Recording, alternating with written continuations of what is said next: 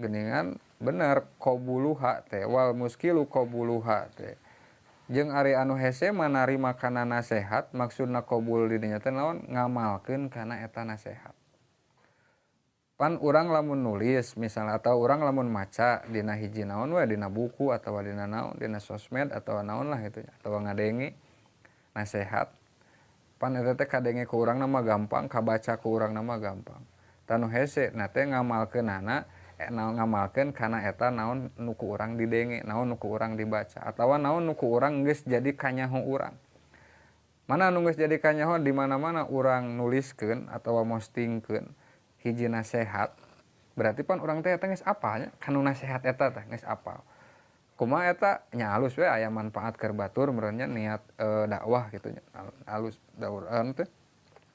cuman ieu teh teu beres ti urang nyaho hungkul kana eta nasehat tapi kumaha urang dituntut sing bisa narima kana eta nasihat ku cara naon ku cara nerapkeun eta nasihat kana kahirupan urang lamun nasihat ti dinya urang teh isina titah sabar berarti wayahna urang ge kudu meraktekkeun eta sabar teh dina kahirupan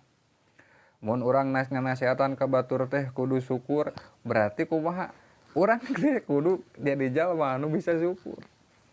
karena saur Kanjeng Rasul naon cenah di mana-mana saur Imam Ghazali mah di mana-mana urang ngahasilkeun ilmu tapi kadituna teu bisa ngamalkeun kana eta ilmu maka eta ilmu teh bakal leuwih berat hujjahna pikeun eta jalma